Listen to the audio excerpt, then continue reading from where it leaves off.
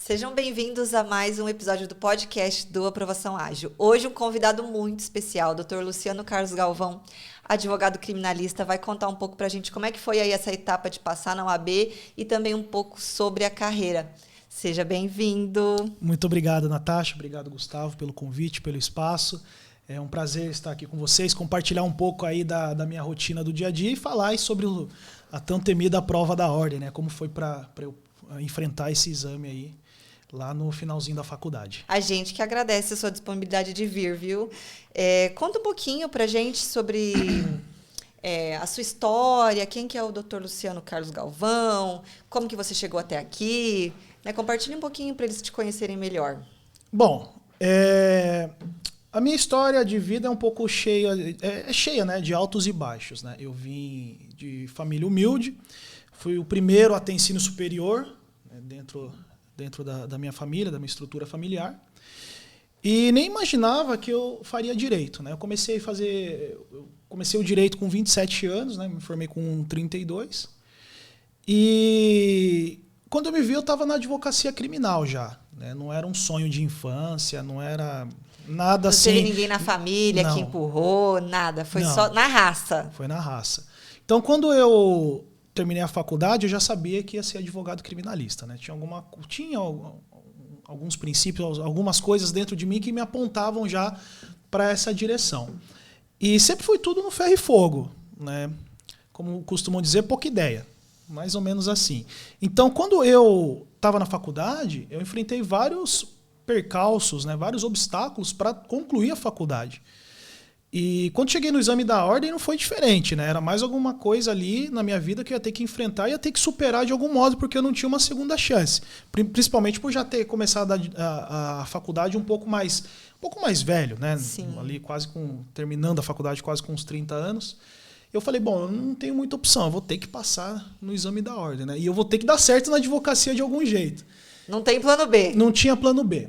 Na verdade, vamos lá, o que acontece? Quando eu entrei na faculdade, eu entrei porque eu trabalhava numa empresa aqui na minha cidade e eu sofri uma espécie de assédio do trabalho, né? Assédio trabalhista, assim.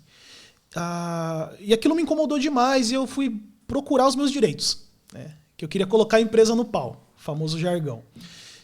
E nisso eu conheci uma advogada que tinha trabalhado para ela antes, com questões de informática, né? Alguns trabalhos de informática, e ela falou algumas coisas ali e tal. Eu lembro que na época ela até usou o termo jurisprudência, aquilo me chamou a atenção, que ela falou assim, eu preciso consultar na jurisprudência. Eu falei, nossa, o que será que é isso, né? Jurisprudência.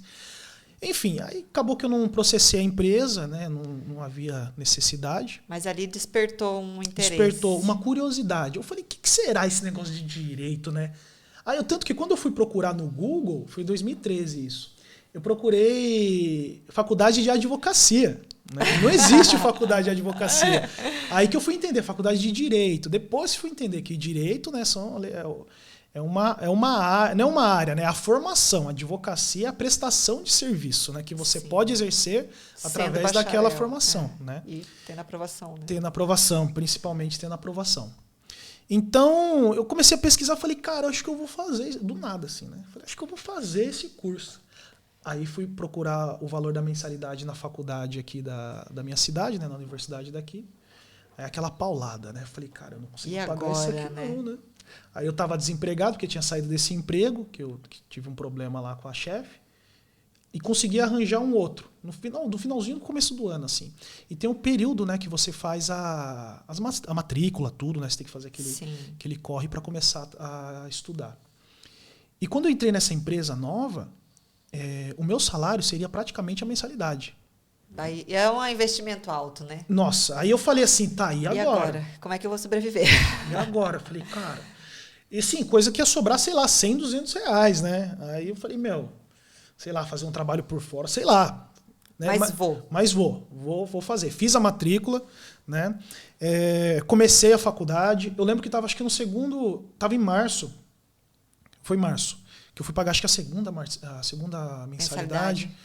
Deu uma pesada, assim, muito violenta. Você falou, o né? que eu fiz, meu Deus? Eu falei assim, falei, cara, são 5 anos de faculdade. Tipo, Eu tô há 2 meses e eu não tô aguentando.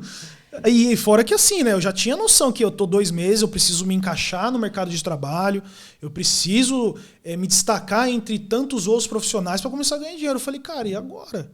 Como que eu vou fazer, né? Aí eu fui descobrir o financiamento estudantil. FIES. Aí fui lá pesquisar, porque eu sempre fui muito safo na informática, né? Então, para pesquisar as coisas assim era super bem tranquilo. rápido. Aí pesquisei lá e tal, vi como funcionava o FIES e tinha a questão do avalista ou não, e eu me encaixava exatamente no que não precisava de avalista, né? A vantagem de ser pobre são essas, né? Você precisa de algum benefício, alguma coisa, cara, você vai se encaixar meio que automaticamente ali. Aí fui atrás disso, né? Levantei toda a documentação, tudo e tal, não sei o quê. Aí eu olhava os juros lá, falei, nossa, eu vou pagar. Aí tem aquela proposta, né, que o FIES ele dá pro recém-formado, que é 1 ano e meio para começar a pagar, né? Então eles dão espaço ali. Eu falei, bom, e era uma parcela até que acessível, né? Do ponto de vista assim da renda, da média da renda. Comparado com o que você estava pagando, né? Não, era, sei lá, acho que 1/6. Nossa senhora, é muita diferença. Muito baixo. E isso lá no final, depois de 1 ano e meio. Falei, bom, depois disso eu já vou ter me formado, aí eu vejo o que eu faço. Aí eu consegui o FIES, aí fui com o FIES até o final da faculdade. E você comentou que você foi o primeiro, né, da sua família a ter curso superior. Tinha algum preconceito, tipo, nossa, vou fazer uma faculdade, é muito difícil, ou não? Ou você já, por estar mais maduro, sabia que que você daria conta de fazer a faculdade, tudo, direito, né? A gente fala, putz, vou ler muito. Ah, sim. Como que foi isso? Olha, por parte da minha família, foi super tranquilo, eles gostaram, até porque eu ia inaugurar ali uma nova fase, né, na árvore genealógica lá, assim, né? Então, uma ramificação ali falando, né? Que tem um primeiro que conseguiu. Ensino superior. Então o pessoal gostou, tudo. Mãe é mãe, fica super feliz, né? Só que eu já sabia que eu tenho que enfrentar um monte de coisa até lá. Porque, querendo ou não, o direito é um curso elitista. Hoje em dia, nem tanto. Que, infelizmente, a gente tem um curso de direito em cada esquina. Né? E sem qualidade. E isso é muito fácil observar com os resultados que tem no exame da ordem. Sim. Né? Porque o exame da ordem nada mais é que uma reprise do que você já viu. Entendeu? Então, teve toda essa questão de dificuldade que eu sabia que ia ter que enfrentar. Da minha família foi super tranquilo. Alguns amigos apoiaram, outros... Eu tive o desprazer de ser desmotivado pelo meu próprio chefe. Que foi esse que quando virou o ano, eu fui trabalhar, né? Que eu falei para ele que ia começar a fazer, né? Direito. E eu trabalhava com informática. Ele, nossa, mas você vai fazer direito mesmo? Nossa, eu tenho um amigo que ele tá aí batendo cabeça não sei quantos anos e tal. Quando ele falou aquilo, não vou mentir, ele falou aquilo para mim, eu tava na sala dele. Foi um balde de água fria, assim. Eu imagino. Só que eu fui resiliente ali, foi tudo muito rápido. Eu sofri e esqueci. Na hora que ele veio com esse discurso, eu fiquei até mole, assim, mas na hora que eu saí da sala, eu já falei, cara, isso aí vai ter que ser até o final agora. Eu sempre entrei no curso, né? Eu sempre pensava que o curso de Direito seria a chamada última ratio, né? Era a última alternativa que eu tinha. Era a última possibilidade. Então eu ia ter que fazer, dar certo, de algum jeito.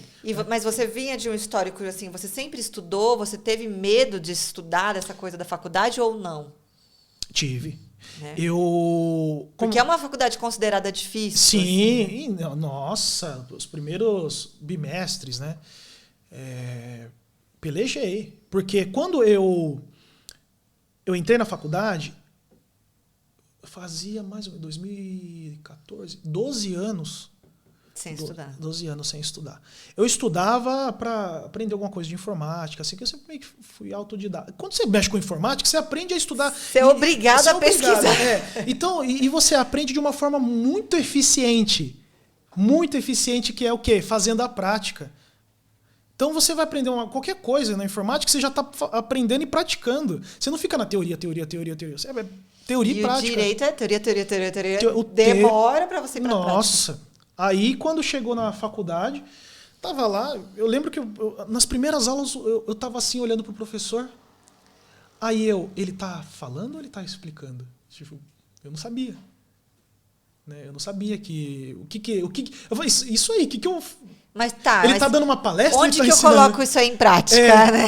Aí eu falei assim, nossa, mas depois eu fui entendendo que eu tinha que pescar algumas coisas que seriam relevantes para talvez ser cobrado em prova.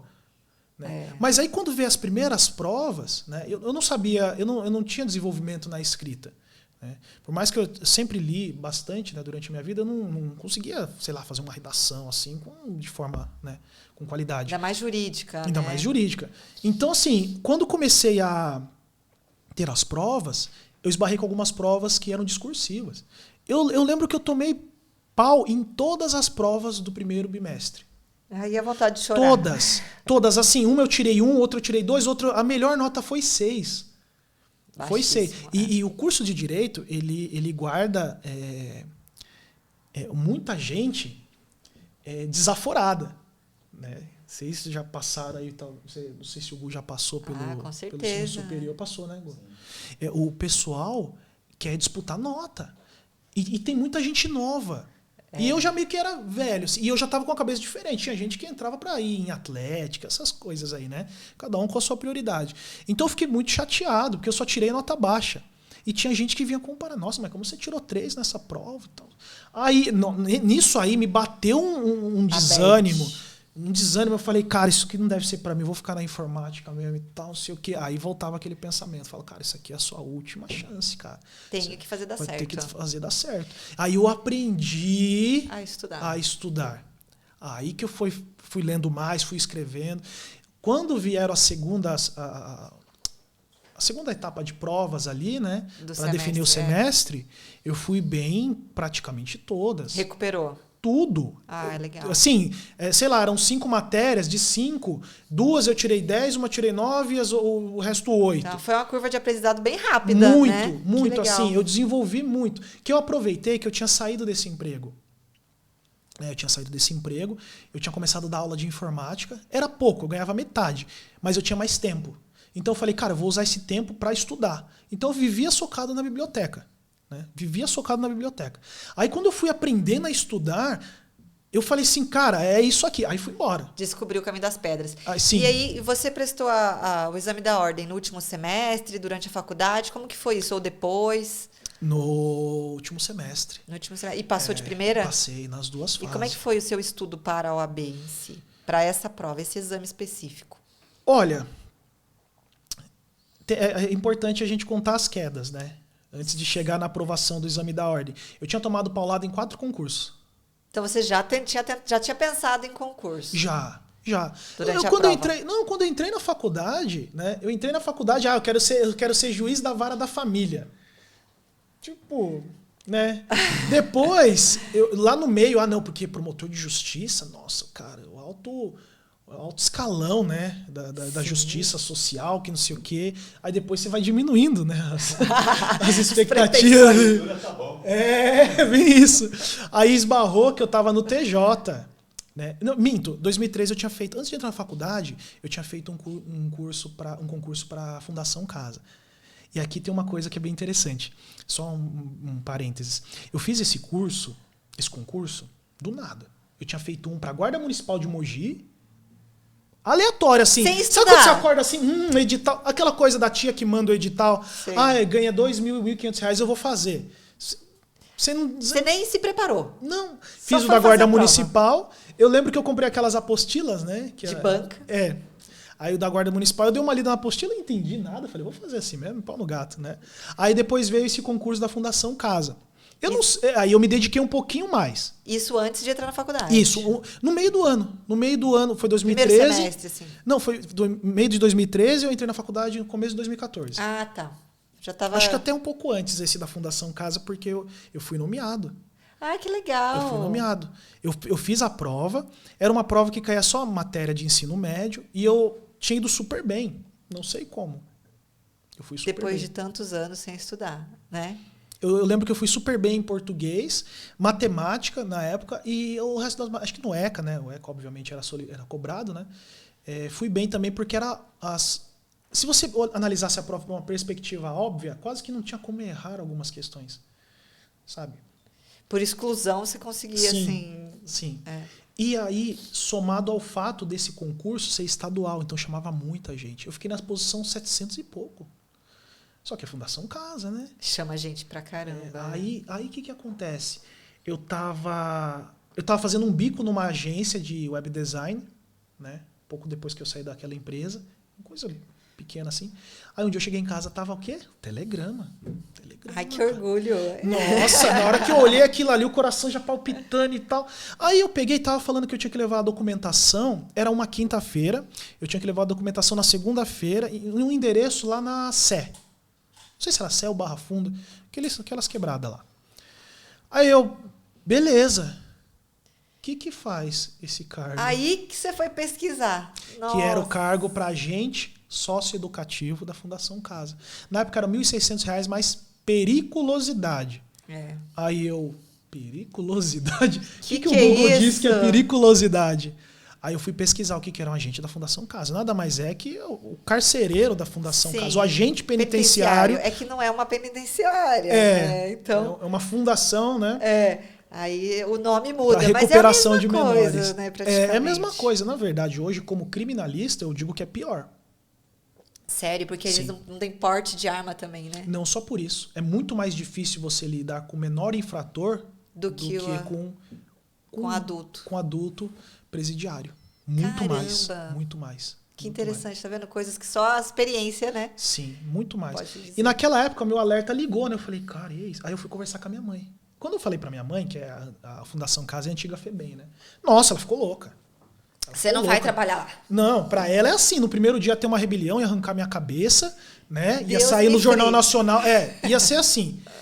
E aí eu passei de quinta-feira até domingo. Pensando se você ia assumir ou não. Pensando se ia assumir ou não.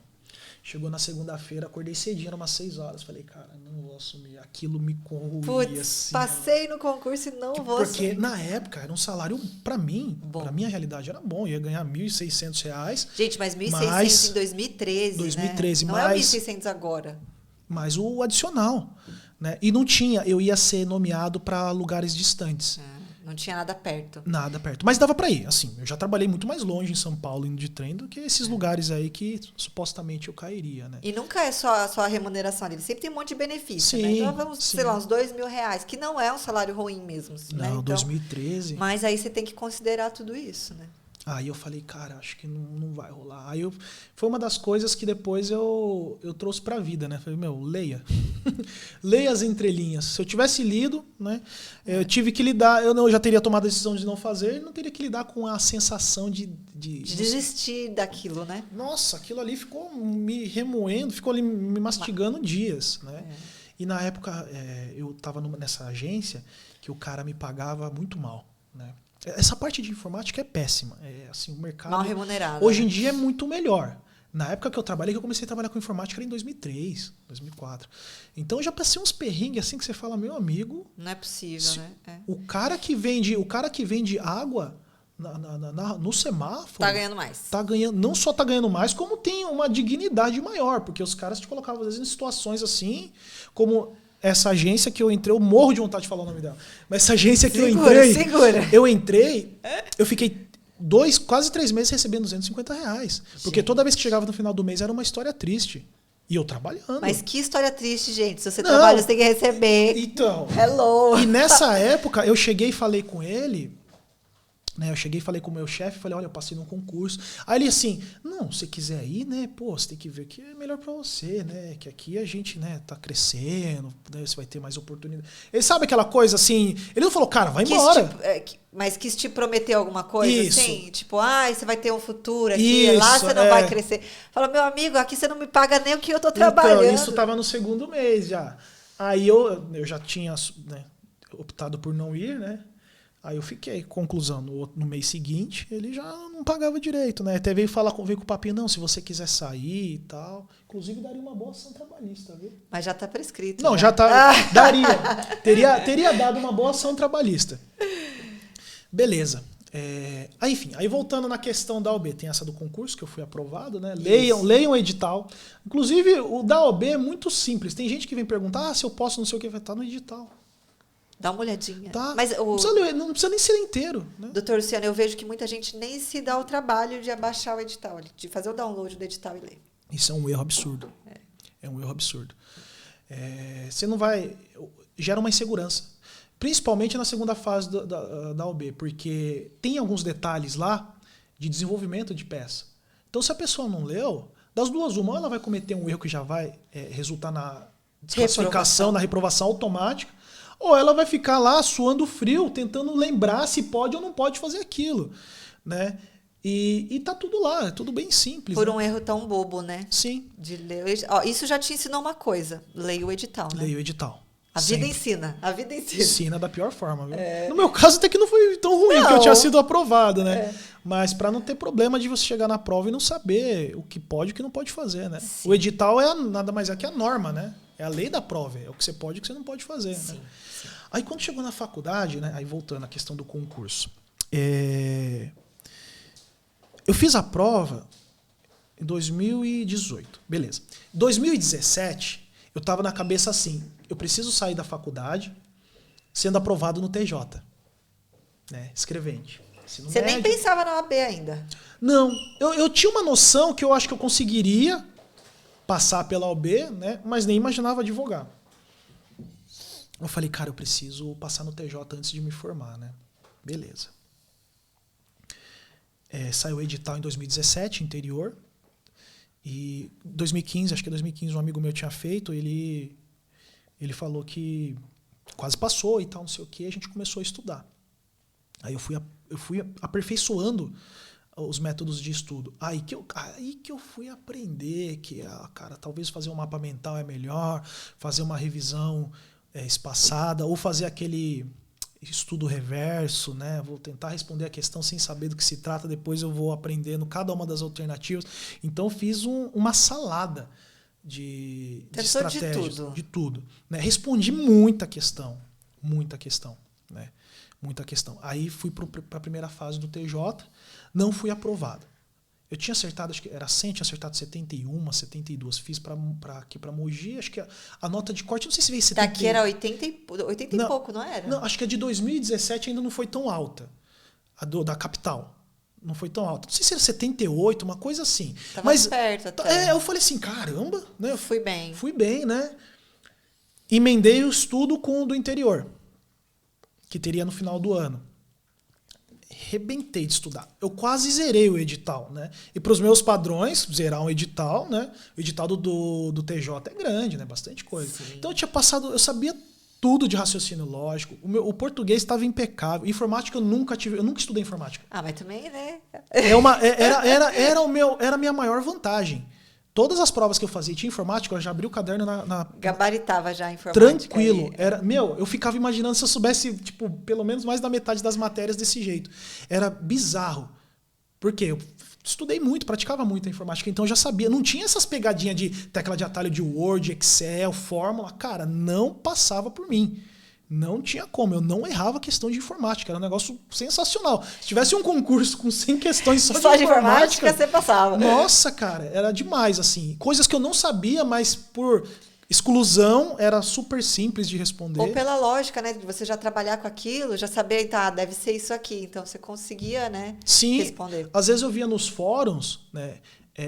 Plataforma de questões, aí tem os comentários das provas.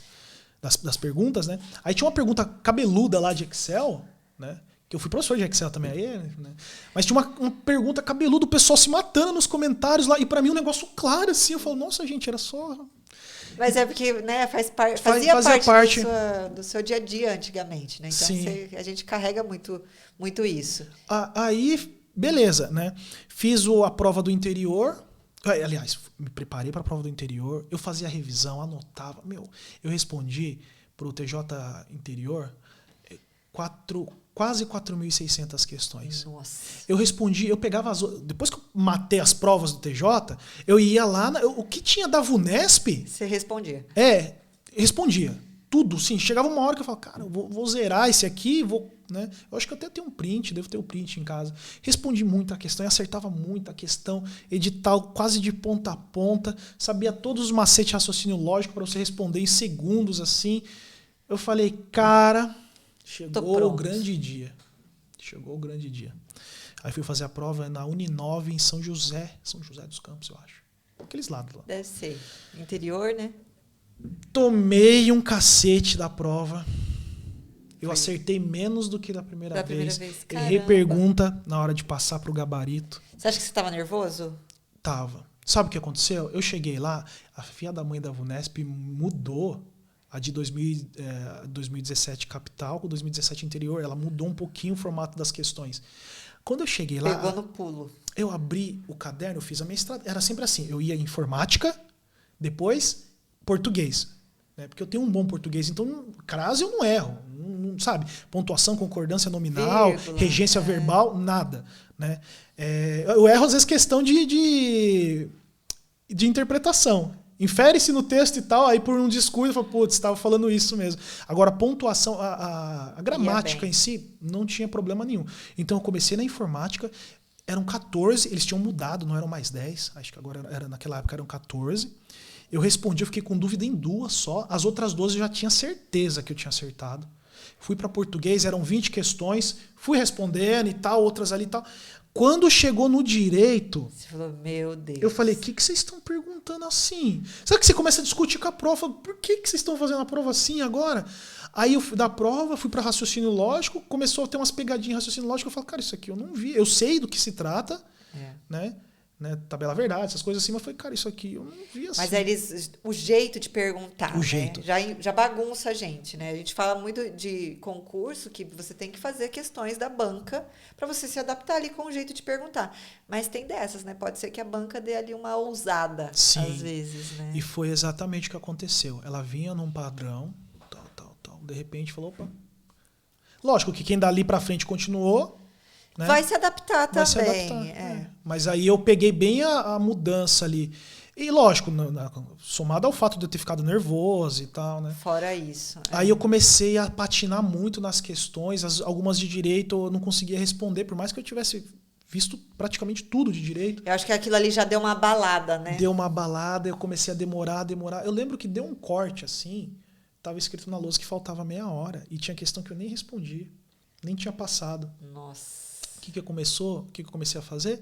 Responder direto no gabarito. Meu Deus, a chance de responder alguma coisa errada, porque ali não tem volta, né? Não, dá pra rasgar. Aí depois, sabe aquela coisinha de você vai olhando o gabarito, olhando o caderno, olhando e anotando no gabarito? Aí chegou uma hora que não estava batendo. Passou uma errada, já era. Aí eu falei, putz, quantas erradas eu já passei? Nossa. Não, nossa...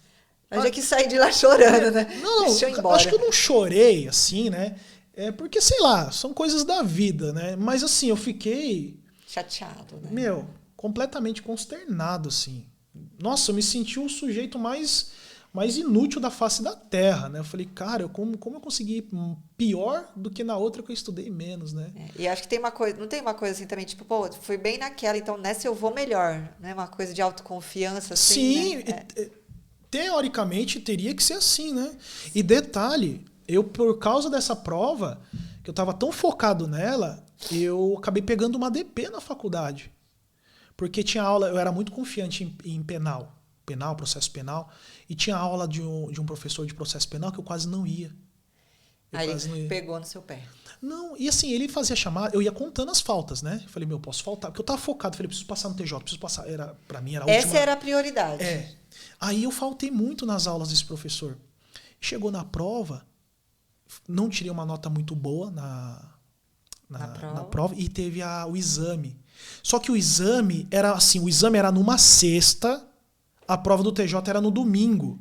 O que eu fiz? Que se lasque o exame. Depois eu refaço, né? DP, eu corro atrás. Aí eu fui para fazer a prova, eu cheguei na prova, olhei assim, processo penal, que eu lido hoje no dia a dia. Eu falei, não sei nenhuma.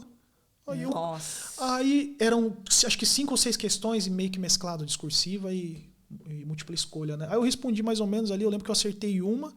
Quando eu tava no sábado, véspera de concurso, prova, né? Da prova, suando frio ali, eu falei, o que eu não vi, o que eu não vi, o que faltou fazer, o que eu preciso aprender. Aí, em última hora, né? Em vez de estar com a cabeça mais relaxada, eu tava vidrado, pilhado. Recebi o e-mail da faculdade com a nota. Na hora que eu vi a nota, eu falei, já era, peguei DP. Aí veio o quê? Mas eu vou passar no concurso. Então, assim, na hora que a desgraça aconteceu lá na prova, né? Foi um balde de água fria. Foi tudo, também, né? Foi tudo. Aí eu fui fazer com um amigo meu que ele também foi mal, né? Nessa prova. Aí saíram os dois tristes de lá, né? Fevereiro, salvo engano, teve a prova da Câmara Municipal de São José. Tem conteúdo... parte de direito e tal, né? Fui fazer a prova. Tomei pau. O VUNESP normalmente libera 3 dias, né? As questões, né? O gabarito. Sim, a prova, né?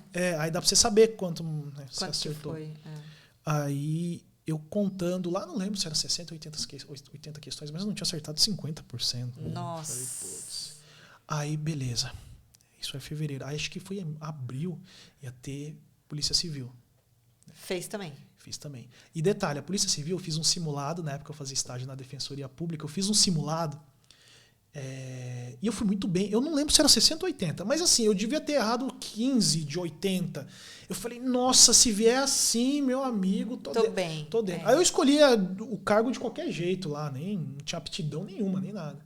Chegou no dia da prova, a prova foi de novo na Uninove, em São José. Aí já bateu aquela coisa ruim. É tipo você ir no cemitério, sabe? Você não importa quantas vezes você vá, a sensação é ruim em todas. É que você teve uma péssima experiência ali, né? Na hora que eu vi lá, né, mostrou o local da prova, eu falei, cara, isso não me parece ser legal, cara. Cheguei lá, a VUNESP pegou, parece que era, acho que se você tirar seu adesivo da VUNESP, tava escrito, sei lá, FCC, qual que é aquela aqui? FGV, CESP. Tava um negócio assim, porque eu falei, cara, isso aqui não é normal vocês fazerem isso. Aí fui mal. Acertei bastante questão, tudo, mas longe de qualquer passar, nota assim, de corte, né? Isso era em abril. Aí junho, julho, acho que é isso mesmo. Aí em julho ia até a primeira fase da UB. Aí você falou, vou fazer. Eu falei, cara, eu tô amargando 4 reprovações seguidas aí. Eu falei, cara, e agora? Ixi, aí fica com o meu emocional abalado, né? Você achou que você não ia passar alguma vez? Nas 2 fases. Caramba. Nas 2. A primeira fase, obviamente, é muito similar a concurso, né? Sim. Então, o que eu fiz? Respondi muita questão. Muita questão. Específica da OAB, né? Específica da OAB. Peguei lá um site de questões, respondi, acho que umas 800 questões. Peguei as provas e ia, né? E na maioria, eu tirava mais de 40, né? Depois eu fui vendo assuntos isolados, respondia questões daqueles assuntos em outras provas, né? Que o conteúdo parecia muito próximo ali. Tentava filtrar pela FGV. Uhum. E fui fazendo assim, né? Fiz muito flashcard, né? Fazia muito flashcard, respondi muita questão. Lia a lei seca?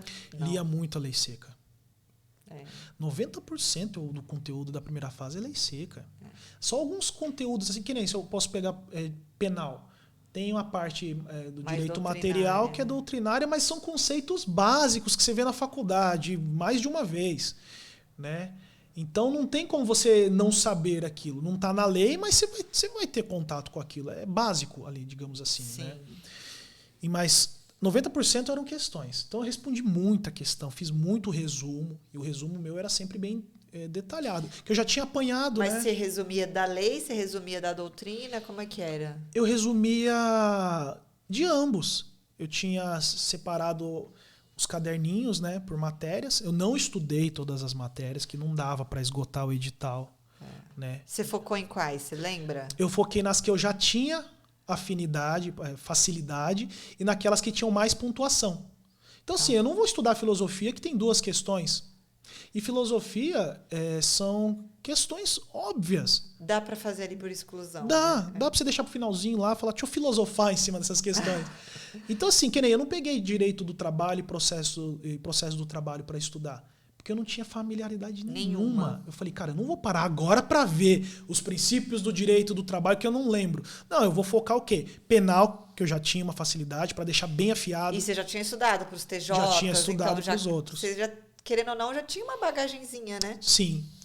E penal, civil, processo civil. Focava, era muito simples. Você pega o edital e vê, seleciona primeiro as matérias que você tem mais facilidade. Sempre tem, sempre.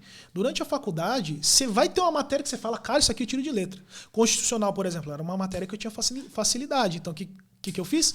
Constitucional foi para os estudos. E é muito bom, né? Porque Constitucional, dá um norte para várias. Para tudo. Para tudo. Então, você vai ter na faculdade alguma matéria que você bate o olho e fala, cara, isso aqui... Mamão com açúcar. Mamão com açúcar. Aí, depois disso, você faz o quê? Vê as que dão mais pontuação. Quando você faz isso, Natasha, você já está falando mais de 30 questões. Assim, ó. Então ali tá quase garantido. Tá quase garantido. E claro, depois tem chute, depois tem né, o chute mais específico, mais técnico, né? Você vai excluindo ali. E você só precisa de 40. Né? Lógico, se acertar mais, beleza. Ótimo. Você já fica com uma folga que você não tem que se preocupar. Então, eu fiz exatamente isso. Eu trouxe o que eu havia aprendido ali dos concursos. Que se eu não zerei nenhum edital, eu zerei o YouTube. Porque o que eu via de vídeo sobre os temas, como estudar... Nossa, eu conheci um monte. Passei por vocês também, que na época eu não sabia o que era vocês. Eu olhei assim, né?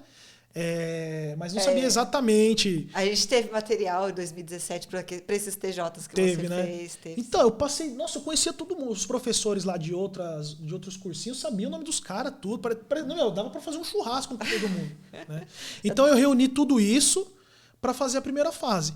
Mas a primeira fase, eu poderia dizer que assim, olha, responda muitas questões. Responda muitas questões. Você acha que daria certo um estudo só por questões para a primeira fase? Totalmente. Totalmente. Até porque, se você vai estudar por questões e você analisa, acerta e analisa as demais alternativas que estão erradas... Mas a engenharia reversa, ali você já consegue aprender muita coisa. Você aprende muita coisa. E as questões, elas tendem a sempre ficar num espaço ali de temas. Né? Sempre.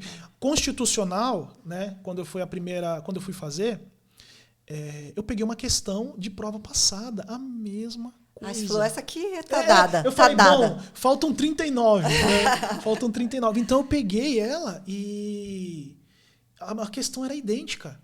Idêntica. A importância de você fazer, né? Idêntica, assim, Ctrl+C, Ctrl+V, sem... E você estudava, assim, quantas horas por dia? Você cronometrava? Horas? Tinha esse negócio? Porque agora tem, né? Horas líquidas, não sei o quê. Nossa, se fosse... Estudava todos os dias ou tinha um dia que você tirava? Como é que era a sua rotina de estudo para a OAB? Eu estudava quando era possível. Eu cheguei a estudar já o dia inteiro, né? Péssimo, horrível. Não rende, né? Não rende, né? Usei muito o Pomodoro, que eu usava nos concursos, né? Usei muito. E era uma coisa que funcionava. Eu funciono por etapas. Você coloca eu para estudar meia hora, vou estudar meia hora. 1 hora já era. 1 hora eu já tô... Nossa, eu devaneio, eu já tô pensando na guerra que tá tendo lá fora, todos os problemas do país. Mas é engraçado como a gente se condiciona, né? E assim, você acostumou com esse método Pomodoro. Então, acho que seu cérebro já tinha entendido que a cada 30 minutos ele tinha que descansar um pouquinho. Sim. Né? Sim. E era legal porque ele estimula a questão da recompensa, né? Você estuda 25, descansa 5. Em 5 minutos você pode fazer o que você quiser. Acho que depois de 3 ciclos você descansa 15. Então funcionava super bem. Nos concursos funcionava super bem, que é muito mais denso, pesado, né? Mais pesado. Na UB eu fiz isso também, foi super tranquilo. Só que assim, eu não tinha uma carga horária. Né? Até porque eu trabalhava e estudava. Eu dava as aulas de informática, eu fazia estágio na defensoria e estudava de manhã. Para a faculdade. E tinha as coisas da faculdade ainda. Então, assim, eu não tinha horas. Às vezes, na faculdade, entre a faculdade e o estágio que eu entrava 1 hora, eu ia responder questão, ou ia ler algum trecho da lei seca, estudava no ônibus. Mas não tem regra, né? Isso é uma coisa que eu vejo muito das pessoas que são aprovadas. Elas não ficam se importando, assim, quantas horas líquidas... eu tenho que estudar todos os dias. Gente, às vezes no domingo você está tão cansado que não adianta você sentar ali para estudar meia hora, que não vai. Né? Você tem que também respeitar o seu corpo, né? Sim, exatamente. Quanto mais eu tentava forçar uma rotina insana de estudo, exaustiva, pior era. Mas é bom que eu já tinha quebrado esse paradigma, né? Porque existe, com os TJs, né? Com as provas. Sim, porque existe, no mundo dos concursos, tem essa receita de bolo que eles inventam, que é assim, você vai fazer o concurso para juiz, tem que estudar 12 horas por dia. Cara, mas você leva... Só faz quem não trabalha. E você leva um relatório para eles lá na hora da prova, estudei 12 horas. Porque não faz sentido nenhum. Né? Então, quando eu fui estudar para a primeira fase, eu estudava assim. Às vezes eu estudava mais, eu estudava menos. Às vezes eu não estudava. Né? Você usou videoaula também ou não? Não, para a primeira fase não. E para a segunda? E aí, vamos por partes então. Você passou na primeira fase. Você lembra a sua nota? 50. Passou bem. Passei com 50. Bem folgado, assim. Sim, né? sim. Eu lembro que quando eu saí da prova... eu já saí assim, falei, cara do céu, já tava derrotado. Mas você achou que você tinha passado? Não. Você achou que tinha reprovado? Eu achei que no máximo eu ia ficar na casca. Ou ia ficar com 39, ou 40 ou 41. Entendeu? Um a mais ou a menos. No limite. No limite. Ali eu falei, cara, nossa, eu já tava pensando, falei, cara, se eu for reprovado agora, o que eu vou fazer? porque até abrir outra prova e tal. Aí quando eu fui corrigir, né, eu tava lá contando, aí são 80 questões, né? Eu não lembro em que matéria que tava, que eu já tinha acertado 36. Nossa, ainda faltava metade do caderno. Eu falei assim, impossível não ter acertado 4 daqui pra frente.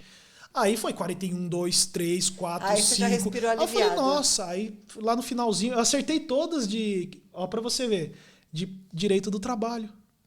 Eu não tinha estudado. Gente, eu falo para as pessoas, o direito do trabalho é fácil, não é difícil. As pessoas às vezes têm um trauma com o direito do trabalho. Gente, direito do trabalho é uma delícia, é fácil. Na minha opinião, é a segunda fase mais fácil, né?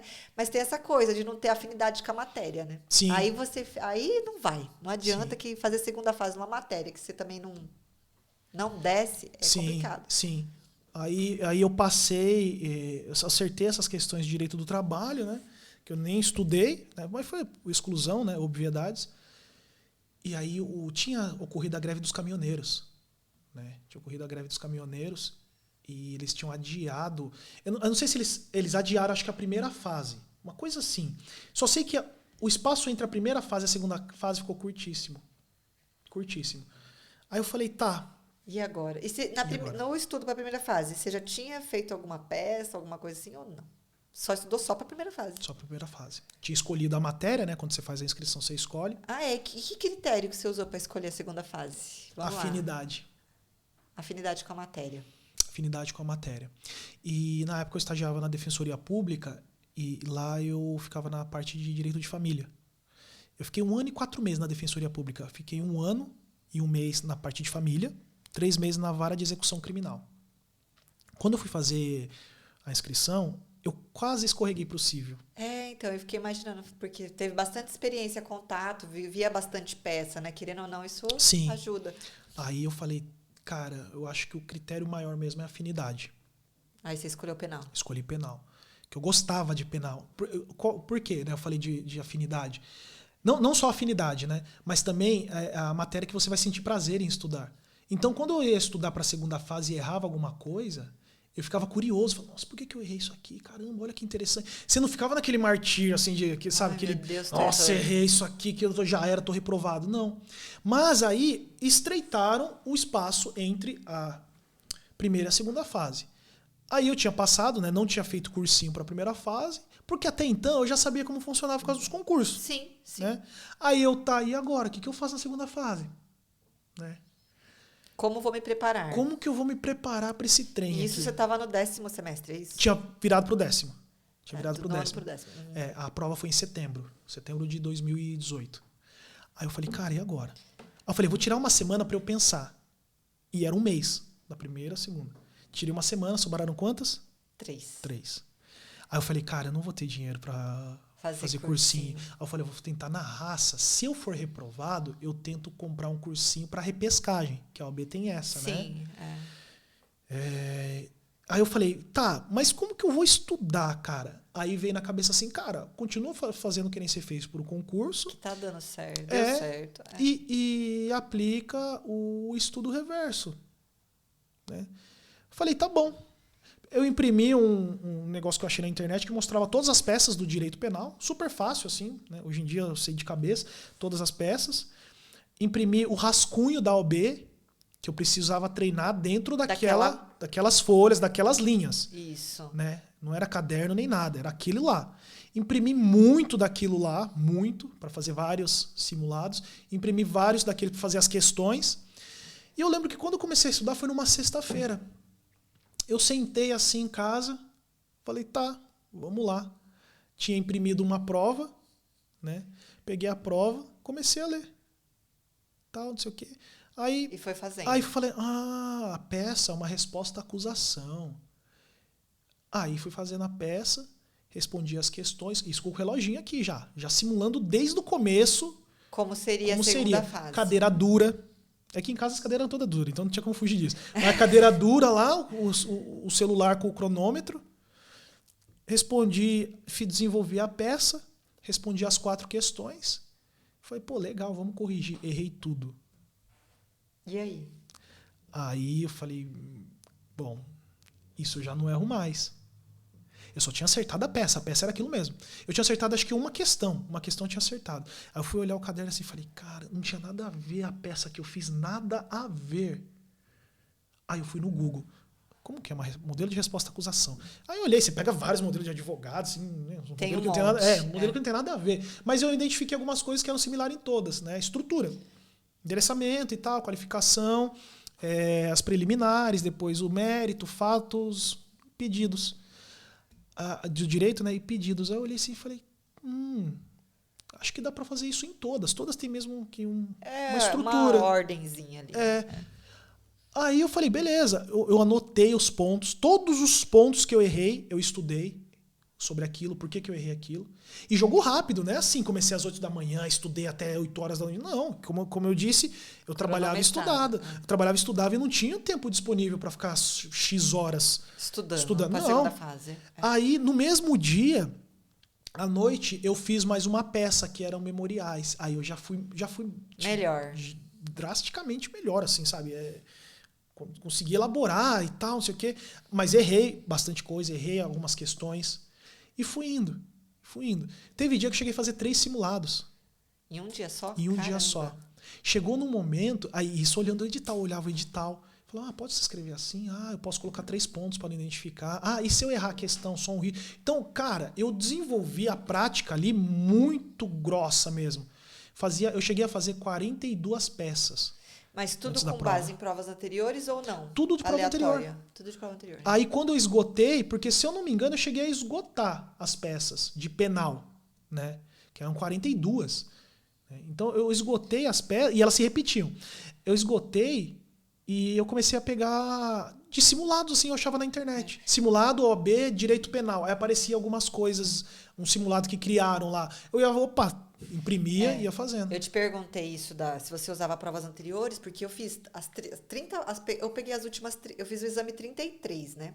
Então eu peguei as últimas 30 provas e fiz, e eu vi que apesar de existirem mais peças, eles cobram um determinado núcleo ali, não foge muito daquilo, né? Sim. Esse ano que foi atípico, pelo menos em direito do trabalho, que acho que a última prova foi a mandado de segurança, Sim. que nunca caiu. Mas geralmente é inicial, contestação, IRO. Então, assim, eu fiz as outras peças. Mas o volume maior de peça que eu fiz foram aquelas que mais se repetiam no exame, né? E deu muito certo. Nossa, eu cheguei na minha fase, era uma inicial, então foi bem tranquilo. Nossa, já bate o olho e já... Então, no penal, basicamente, gira em torno de 4 peças ali. Memoriais, resposta à acusação, apelação... E são quantas peças no total mesmo? Você falou 42? Não, eu fiz. Eu cheguei a fazer 42 peças. No total, se eu não me engano, são que a FGV cobra, né? Porque na prática tem inúmeras peças, sabe? Tem várias. Que a FGV cobra, se eu não me engano, são 11, 12, uma coisa assim. É bastante, bastante, né? É bastante. É uma coisa assim, que envolve contrarrazões de apelação, recurso em sentido estrito, agravo e execução, memoriais, resposta à acusação. Por aí. E você conseguia identificar fácil as peças, assim, ou era difícil? No começo dos estudos, eu tive um pouquinho de dificuldade. Aí eu fui elaborando uma estratégia de termos. Quando eu identificava aquele termo, já era fatal. Sabia que era aquela. Por exemplo, e o réu foi citado para apresentar a defesa. A resposta à acusação não tem como ser outra coisa. Foi intimado. Pode ser apelação, pode ser um recurso em sentido estrito, pode ser memoriais, pode ser uma grave execução. Aí você tem que ver o que mais tem ali. Em que momento processual está. Né? Aí mas mesmo assim você consegue identificar, deixa de ser um problema, que a maioria das pessoas acha assim que vou fazer o exame da ordem e se eu erro a peça, se você está estudando, dificilmente você erra a peça, você chega no nível ali que você consegue identificar já, é bem tranquilo. E as discursivas foram tranquilas na sua prova também, além da peça? Foram. Conseguiu fazer tranquilo também? Eu fiz todas, né, tranquilo, assim, eu peguei a prova e o papel é fino, né? Olha, eu falando aqui, já estou aprovado, né? Eles não podem retirar minha OB mais. O papel eles entregaram e o examinador entregou, eu fiquei com o papel assim. E estava muito clara a sala. Aí eu olhando assim... Já dava para ler.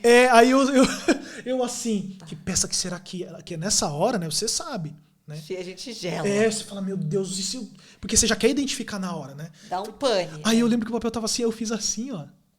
Aí eu vi assim, o réu foi intimado para apresentar defesa depois da audiência. Só pode ser memoriais. Aí eu falei, putz, já sei a peça. Eu falei, beleza. Aí já fiquei esperando lá, né? Aí depois eu comecei a desenvolver. Quando eu abri o caderno, eu fui direto nas perguntas, que eu já sabia a peça.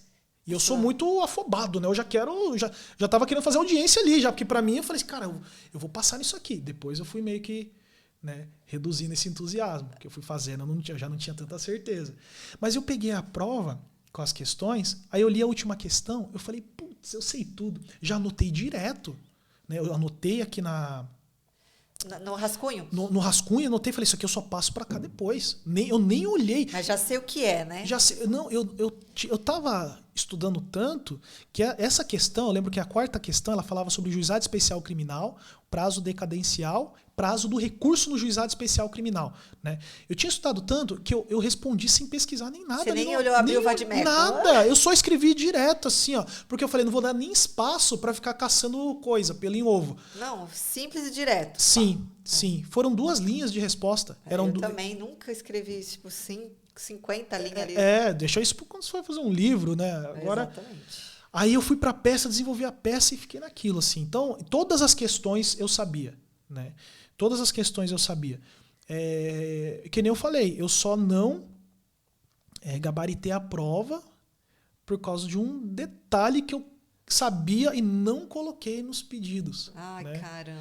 Passou, bati. Passou. Eu sabia, eu tinha colocado na hora de discorrer na peça no mérito. Só que esqueceu de pôr no pedido. Pôr no pedido. Entendi. Bom, a minha prova é que eu tirei, nem lembro quanto, acho que tirei 8,5. Mas tinha outras coisas lá que eu tinha colocado e que a FGV não tinha considerado, você acredita? Então dava para eu recorrer para aumentar a nota, mas, você já passou, né? Você não quer. Você não vai ficar brigando. 6 é 10. Segunda fase, sim, 6 é 10. Sim, 6 e 5 só por desencargo.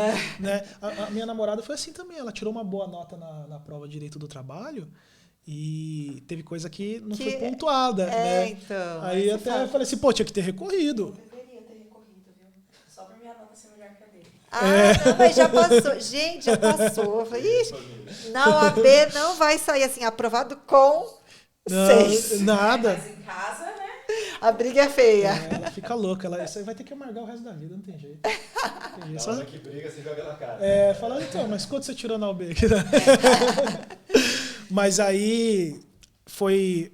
Por mais que eu tenha tirado uma nota assim altíssima, até hoje, nas circunstâncias que eu estudei, que eu desenvolvi o estudo ali, e na prova, né, na matéria, eu não vi ninguém tirar. Né? Eu vi uma pessoa que, eu não sei se foi em Mato Grosso, tirou 10 em Direito do Trabalho. Ela gabaritou. Caramba, a prova. Que legal. Gabaritou. Aí, numa situação similar à minha, eu não vi. Mas quando eu saí da prova, eu não tinha certeza. Se tinha passado. E você levou algum material? Que material que você levou para a segunda fase? Porque eu vejo gente lá com pilhas de livros. Eu falei, gente, não vai dar nem tempo da pessoa consultar tudo isso. Eu só levei um vademecum. Mais nada. Eu só levei um vademecum, não sei se o seu era o específico. O meu não. Levei o geral ainda. O grandãozão. Então, eu levei um específico Penal? de penal, acho que era da Saraiva. Sim, só. Acabou, né? Acabou. Como eu estava estudando bastante, eu já pegava o vademecum, eu já sabia mais ou menos onde estava o artigo. Exato. Então, você não precisa de milhões de livros. E outra, o pessoal fica muito, ai, nossa, que eu preciso responder bonito, não sei quantas linhas. Gente, você precisa responder aquilo que o cara está perguntando. Facilite a vida do examinador, cara. Eu também acho. Pensa que assim, o cara tem um colosso de prova. Aí ele pega a sua prova com um negócio desse tamanho. Nossa, fala, já deu uma preguiça. Bem isso. Recorre aí, né? Recorre aí. E com a letra, né? Com a letra. Eu mudei minha letra por causa disso. Eu mudei minha letra por causa da prova da UB. Tem que estar legível, né? Eu lembro que quando eu voltei a estudar na faculdade, né? Minha letra, nossa, sempre foi horrível, né? Aí aqueles garranchos, assim. Aí eu fui pedir ajuda pra uma professora, né? Até a minha namorada conhece, foi a professora dela também. Eu fui pedir ajuda. Eu falei, professora, eu preciso escrever melhor. Porque eu já estava pensando na UB. Eu sempre falaram da minha caligrafia. Eu fiquei pensando, chegando no dia da UB, e aí? Eu perdendo ponto porque o examinador não conseguiu entender. Ou perdendo tempo porque tem que fazer a letra que você não está acostumado a fazer. Eu já pensava nisso lá no começo da faculdade. Aí essa professora, muito atenciosa, ela chegou e colocou assim, escreve mais redondinho e tal. E eu fui desenvolvendo. Quando chegou na prova, a letra não era maravilhosa. Mas já era legível. Então eu conseguia escrever numa velocidade boa e de forma que as pessoas conseguissem ler. E pensando no examinador. Porque eu já vi colegas meus de faculdade com uma letra que eu falo, meu amigo, você passou na OB, você... É um herói. É um herói, cara. O examinador é um herói. Você tem que ir atrás desse cara. Porque não dá pra ler o que você escreve. Não Ele dá. conseguiu decifrar. Não, ele decifrou, cara. Acho que ele pegou a primeira prova do dia. Deu muita sorte. Caiu aquele monte de prova, ele pegou a primeira com paciência, porque no monte de provas ali ele não ia fazer isso. Sei lá. Você acha que teve alguma coisa, assim, algum diferencial que te ajudou a passar nessa prova do OAB? A primeira e a segunda fase, as duas fases? Nas duas fases. Ou alguma coisa assim na primeira ou na segunda? A primeira fase eu atribuo isso à resolução de questões. Muitas questões resolvidas. Muitas. Tá. Não tem como você não aprender alguma coisa. Não tem como você ficar mais ligeiro. Deixar de... Aquela coisa de cair em pegadinha, né? Sim. Você fica muito mais ligeiro. Porque a FGV faz pegadinha, né? As bancas fazem. Então você pega ali e fala, não vou escorregar nisso. Segunda fase, prática. Devo ter respondido umas 100 questões discursivas, né? Muitas questões. E peças, né? Fiz 42 peças. Bastante isso foi também, assim. Eu fiz 30 peças. E você já viu que E a minha são poucas opções de peça, né? Então, você passou por todas umas 3 vezes, pelo menos. 3, 4 vezes, né? Então você chega bem sossegado na prova. E quais foram as maiores dificuldades que você encontrou, assim, quando você estava estudando para essa prova do AB que foi o case de sucesso? A primeira fase é a questão de organização. Eu não sabia o que estudar, né? Eu tinha selecionado as matérias da afinidade, as que dão mais pontuação, mas eu ficava assim, tá, e agora? O que eu pego para ler, para estudar? Aí eu meio que eu fazia o quê? Eu estudava e anotava o que eu estudava. Entendi. Anotando, eu estudei isso. Constitucional, eu estudei controle de constitucionalidade. Estatuto da advocacia, eu estudei dos honorários do advogado, das prerrogativas.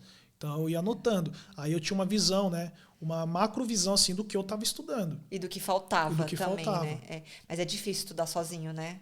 Ainda bem que você teve esse aprendizado também anterior. Tudo é aprendizado, né, gente? Tudo. Aí, na segunda fase, a dificuldade... foi mais ou menos a mesma coisa, a dificuldade. Só que foi num grau menor.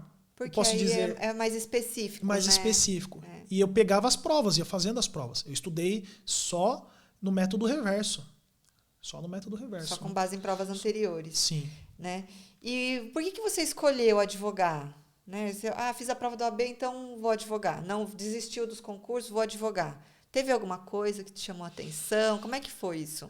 Isso assim, por mais que possa parecer que a advocacia ela foi a última opção, né? Não foi bem assim. Eu fiz os concursos tudo, ainda no meio do caminho, né? Quando Até porque no meio do caminho você não podia advogar também. Então, quando eu fiz a prova da OAB, de certo modo despertou ali um interesse, despertou aquele sentimento de possibilidade. Eu sou capaz, né? Eu falei, eu posso fazer outras provas, então.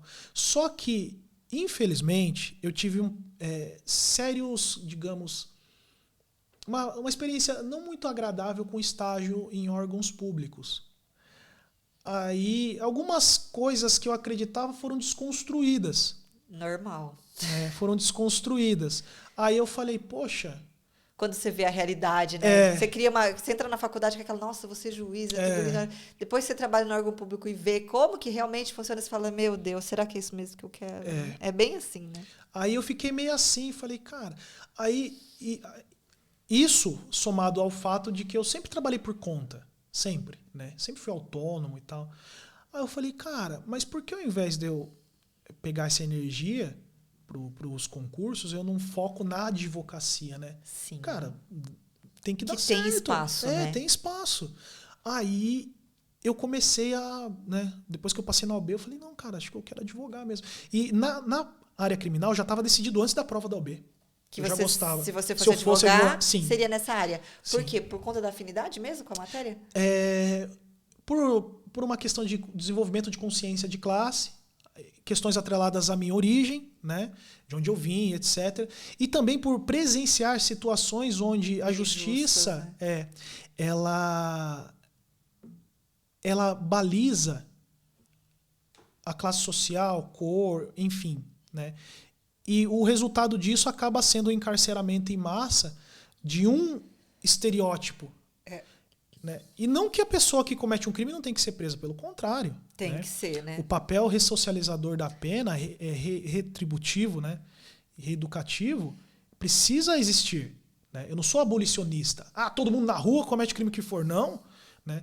Mas você vê que duas pessoas condenadas pelo mesmo crime, o que vai determinar se a pena é maior ou se o regime é diverso daquele que está em lei, são questões sociais. Né? Aí você vê o quão injusta são as aplicações das penas. E eu acho que assim, até a sociedade mesmo sofre muito, porque aquela minoria que é a mais afetada teve menos oportunidade mesmo. Sim. Né? Então é muito triste você Sim. ver isso. Sim. Eu vim de periferia, né? Eu nasci na periferia de Carapicuíba. Como eu disse, né? Fui o primeiro da família a se formar e tal. Então, quando eu vim de lá, eu tive muito contato com gente da rua, etc. E eu sei que a questão não são as mesmas oportunidades. Não são. Eu fui privilegiado. Eu consigo, sem privilégio, saber que eu fui privilegiado. Às vezes o privilégio não está em você ter uma família estruturada, mas está em você, de repente, ter boas amizades. Sim. Como eu tive bons amigos que, direto ou indiretamente, me conduziram para fazer coisas boas, para estudar, para fazer não sei o quê, para ser uma pessoa que não vai, de repente, cometer um assalto, que não vai traficar uma droga porque quer dinheiro, que não vai fazer, sabe? Sim. E eu meio influencia demais. Influencia. Né? E eu conheço pessoas que vieram também de periferias e, cara... Conseguiram, né, sair daquele meio ali. Porque, infelizmente, é onde vai ter menos educação. Sim. E aí, para você que está ali no meio, fazer alguma coisa errada é muito fácil. Sim. Muito. O que você tem de referência. Quando você nasce na periferia, o que você tem de referência. Você tem de referência aquilo. Você não tem com referência alguém que estudou. Estudou e se formou, que nem você falou, foi primeiro da minha família, Sim. poxa. Então fica muito difícil você sair daquele modelo viciado, social, entendeu? Então, quando eu me vi na advocacia, eu falei, cara, primeiro, eu tinha tudo para estar no lugar dos meus clientes, inclusive. Não que todos são santos, não é isso. Sim, mas você sabe que para você... O contexto social ali que você viveu. Né? Exato. Você pode fazer exatamente o que ele fez e é isso aqui que falta, é só isso aqui. Você só precisa ter isso aqui, uma decisão minimamente tomada, você passa de advogado para cliente, entendeu? Então, assim, muitos que eu vi... colegas meus, inclusive, presos, que andavam comigo, mas foi toda essa Fizeram escolhas diferentes. Fizeram escolhas diferentes. Né? Então, isso me trouxe uma ideia de missão. Assim, eu posso lutar contra essas injustiças. Ajudar, né? De algum modo, eu posso tentar combater isso. E eu que enfrento dia a dia, rotineiramente, né? Minha namorada está aqui, ela visualiza isso, a dificuldade que é a advocacia criminal, de você fazer o que é justo. E o que é justo não é, o cara tem que ser solto. Não, o que é justo é uma pena de 5 anos no semiaberto? Sim, uma pena de 5 anos no semiaberto. Vem uma pena de 9 no fechado. Por uma simples sentença que o juiz fundamenta com base em coisas abstratas. Então, às vezes o mesmo juiz, né? Para um é de um jeito, para o outro é do outro. Exato. E já aconteceu comigo mais de uma vez. Pegar casos com pessoas de classes sociais diferentes com o mesmo juiz. A tratativa ser completamente... Triste, né? Nossa, é um negócio assim surreal. E quando você escolheu a área criminal, tenho certeza que você escutou alguém falar assim, vai defender bandido, meu Deus, porta de cadeia. Gente, e como foi lidar com isso? Como que você lidou com isso? Quando eu optei pela advocacia criminal, estava na faculdade ainda, até meus colegas de sala faziam comentários. Eu não tenho as manhas, São pessoas esclarecidas, né, digamos assim. Não, leu a mesma Constituição que eu, estudou o mesmo curso que eu, entendeu? Não é possível que tá falando isso, né? Então, na faculdade, eu já escutava alguns comentários, né? Isso aí eu não tenho as manhas, não, que isso, não, isso aí eu não tenho coragem, não. Eu não falava nem de crime, nem nada, a gente só falava que eu ia atuar na área criminal. Quando eu saí da faculdade, eu comecei a produzir muito conteúdo, né? Para as redes sociais.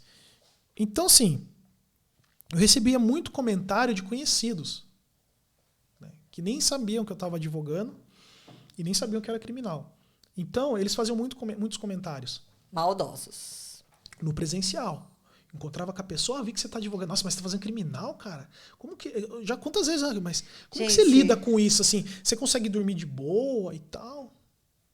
Então, assim, Eu recebi muitos comentários. Muitos.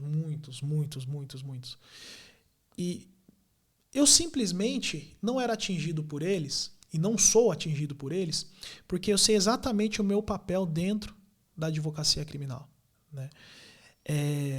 Embora a sociedade tente fazer com que a figura do advogado se confunda com a figura da pessoa que cometeu o crime... Exatamente. Começa por aí, né? Não é a mesma pessoa. Não é. E fazem... Você sofre esse tipo de preconceito com quem está dentro do processo penal, de juízes, de promotores, de delegados. Caramba. Que eles não se sentem bem com a sua presença. Eles te veem como uma extensão daqueles que eles estão tentando punir. Meu Deus. E isso cotidianamente, não é fato isolado. Então, você quando você se reveste da armadura de criminalista ali, você passa a ser persona não grata em qualquer canto. Uma vez no aniversário de uma sobrinha minha, inclusive, ela passou no TJ agora. Olha, parabéns. Isabelle, Parabéns, Isabelle. Ela passou no TJ agora. Ano passado foi quando eu soube disso. Ela estava no aniversário dela e tinha não sei se era parente de alguém, tinha uma pessoa lá, né? Um ser. Eu não lembro nem quem que é o sujeito. Graças a Deus. Mas o cara estava sentado do meu lado, né? Eu não sei que conversa vai conversar bem. Alguém falou que eu era advogado. E normalmente, dependendo do ambiente, eu quero que a pessoa nem saiba. Porque melhor. vai vir, né? Porque vem a pergunta seguida: mas você faz você atua em qual área? E eu falo. Eu não minto, não. Eu não vou. Eu faço o previdenciário, né? Para parecer um negócio mais tranquilo. Não, eu falo, eu sou advogado criminalista. Então, que eu já falo assim, já dou a deixa, se a pessoa quiser bater boca, ela vai bater boca. Aí nesse dia falaram alguma coisa e o cara do lado. Aí veio a bendita pergunta, né? Ai, que área? Que área que você atua? Eu falei assim, só faço criminal. Nossa, bom, mas como assim? Como você consegue assim defender o pessoal que comete abuso e tal, que matou não sei quem e tal? Mas foi ele que matou, não fui eu, gente. Qual é a parte? Aí começou, né, essa indagação. Aí eu falei assim... Ele falou uma coisa assim, eu não conseguiria e tal, não sei o quê. Eu falei, cara, fica tranquilo. Eu já cansei de defender gente que nem você. Inclusive. Que fala que não fez nada, que não faria nada, e tá lá, e faz. Né? Aí eu dei uma resposta bem ríspida, aí ele parou de questionar. E todo mundo tem direito de ser defendido, gente. Pelo amor de Deus, que é isso? E as pessoas, elas só conseguem imaginar quando acontece dentro da casa delas, né? Se fosse alguém da sua família, você não acha que deveria ter alguém defendendo? E eu já vi. Certa vez, tinha uma advogada que ela era conhecida. Assim, advogada, hein? Advogada, Ela era conhecida, né? Eu a conhecia e eu não sei se ela fez propositalmente, se foi mera coincidência, mas ela fez alguns comentários da advocacia criminal no Instagram dela, né? E lógico, comentários negativos, né? Passou um tempo, ela veio atrás de mim porque o pai dela estava preso. Meu Deus. Aí agora toda honra e glória para os advogados criminalistas. E é super normal isso acontecer. É incrível como a pessoa ela muda o discurso assim, ó. Mas em tudo. Mecanicamente. Gente. Ela tá rachando o pau. Não, defensor de bandido é bandido. Eu cansei. Esse episódio, né, que a gente, antes de gravar, a gente estava falando aqui sobre o episódio da ambulância do SAMU. Jogaram o meu nome na internet. Jogaram a foto do meu cliente e o nome. Quem tá defendendo ele é o Luciano Carlos Galvão. Como que pode defender alguém assim? Só que o que eu falei, eu sei o meu papel, então não me atinge. Só que, dependendo da situação, incomoda, como esse caso do aniversário da minha sobrinha. Entendeu? E outra, isso acho que você expor isso ajuda muita gente que está iniciando a carreira e que quer ser advogado criminalista e encontra esse bloqueio, não sabe como lidar com isso, sabe? Então, assim, é difícil. Eu tinha uma certa maturidade já, né, na faculdade. Agora você vê povo novinho se formando, às vezes a pessoa não sabe lidar com aquilo. E às vezes deixa de ser um excelente advogado por causa disso. Sim, né? Sim. Acontece muito. É triste. Acontece muito. O pessoal da mentoria, né, eles acabam até falam sobre isso, né, no particular, assim, que são, além de todas as outras dificuldades que a advocacia ainda tem que lidar com isso, né? Então, se você não está firme no seu propósito, se você não sabe quem você é, o que você faz, por que você faz, você se abala com comentários assim. E esses comentários virão de qualquer pessoa, Às vezes cara. de quem você menos espera, né? Pessoas próximas, pessoas distantes. Da própria classe Da que própria... você falou. Sim. Cansei de ouvir comentário de advogado rechaçando a advocacia criminal, né? Então, Você não acha que tem um pouquinho de inveja também? Que é uma das que a gente ganha mais dinheiro. pode ser que... Olha, eu não descarto essa possibilidade, não. A advocacia criminal é um dos pontos positivos, lógico, aqui sem aquela demagogia, né? Porque é muito bonito chegar e falar... Gente, mas ninguém trabalha de graça, Ninguém trabalha de graça, né? Um dos pontos positivos da advocacia criminal é que você consegue receber antes. E as coisas são muito dinâmicas, acontecem. Você faz dinheiro muito rápido. Você né? consegue fazer girar. Né? Então você pode estar começando hoje. Se você já fez um bom trabalho, sei lá, você conhece alguém, está posicionado na internet, enfim. Quando você vê, já tem um cara que precisa fechar com você, tem um flagrante, tem alguma coisa, e você vê o dinheiro, aí você vai conseguindo, né, se manter. Diferente de outras áreas. Por exemplo, a área trabalhista é uma área extremamente difícil. Demora para rodar. Demora. Porque... Prova viva aqui. Porque você só recebe quando tiver a sentença. Nossa, a empresa não tem nada até no transitar. Comparado com outras, é mais rápido. Né? Fora a execução. E a justiça do trabalho é uma das mais céleres, né? Não, eu acho que... Imagina as outras. Se não me engano, o previdenciário é o terror também. É o terror. O tributário, que todo estudante de direito abre a boca para falar que quer ser advogado tributarista. Enche a boca. Não, porque eu vou rever não sei o quê, vai cair $500 mil. Eu falei, cara... Amigo, vem cá. Entendeu? Aquele meme do Chapulin, né? Eu conto ou você conta, né? Realmente, é uma área muito boa, mas não é... Eu acho que a que mais vê dinheiro rápido é o penal mesmo, né? Sim. Que você consegue começar ali para... Sim, só que tudo é ônus e bônus, né? No penal, você tem esse bônus, né? Você tem o ônus, você tem o bônus, você tem o ônus da discriminação. Todo mundo te odeia, cara. Eu falo na minha mentoria, eu falo, não adianta querer palavras de afeto. Você vai advogar na criminal, esteja preparado para ouvir o pior de toda e qualquer pessoa, inclusive os protagonistas, os personagens do processo penal, policial, juiz, Ministério Público, juiz. Os caras vão querer te comer vivo, sempre. E é real, né? É real. Você se transforma em outra pessoa. Porque é tanta paulada de todo canto que a pessoa que às vezes dá um bom dia na rua, você já fala... Você já tá assim. É paulada o tempo todo. E gratuitamente. Porque às vezes você tá lá fazendo o seu papel apenas. Você não tá atrapalhando. Né? Você tá fazendo só o seu papel. Então, assim, fora isso, né, fora essa questão da discriminação, é uma profissão desgastante. É uma profissão que nem que a gente estava comentando, né? Que não tem recesso, né? Porque a pessoa recesso. pode ser presa qualquer dia, qualquer hora, então a não ser que você tem que estar ali disponível. Né? A não ser que você esteja num patamar que você, financeiramente falando, pode abrir mão desses possíveis clientes. Sim. E que você se desprenda do celular. Porque você pode ter certeza, você vai estar descansando, alguém vai mandar mensagem, alguém vai ligar. E aí, se você está comprometido ou tem algum cliente, assim, você fica preocupado, né? Você quer dar o feedback, a atenção, eu acho que tem muito disso, do comprometimento também com a área, né? Eu tenho clientes que eu não consegui, né? Tô lutando pela restituição da liberdade desde julho. Né? Desde julho. E conforme foi chegando o recesso, eu fui ficando agonizado, né? Porque eu falei, cara... Os caras vão parar de trabalhar. Não tem, vai entrar com outro habeas corpus para cair no plantão. Aí vão falar, pô, mas já tem um aqui para ser julgado, entendeu? Então, assim, aí você já fala com o cliente, olha... A situação é essa. A situação é essa, final de ano você vai passar aí, cara. E quando voltar o recesso, né? Terminar o recesso, a gente tenta... De novo. A gente vai brigando aí para restituir. Então, é bem desgastante essas coisas. Né? Mas é muito dinâmico, é muito legal, é muito gostoso. Eu gosto, inclusive, de acompanhar seu Instagram, que eu vejo você falar lá dos casos. Alguns a gente fica até emocionado, assim, bem legal. São coisas bacanas. O último foi do afegão, né? Isso, nossa, desse caso. Foi... Nossa, quando você colocou lá que conseguiu, tal, com tanta emoção, com tanta verdade naquilo, eu falei, nossa, que emocionante. Não, esse foi acho que um dos casos mais difíceis que eu atuei, porque, cara, a gente não tinha nada, assim. Falei, cara, e agora? Tipo, como que você resolve a situação desse cara? Né? Como que você ajuda? O que você pode fazer? E a família, né? Porque às vezes a pessoa acha assim, eu ganho muito dinheiro e tal, né? A família era super humilde. O que eles pagaram, sendo bem honesto aqui, foi pouquíssimo. Eles pediram ajuda. E eu falei assim, cara, eu não posso trabalhar de graça. Lógico. Né? Então, assim, quando eu fui negociar honorários com ele, era um valor muito baixo. Só que eu falei, também não posso abrir mão, porque eles estão se dispondo com o que eles têm. E eles estão esperando que eu os ajude.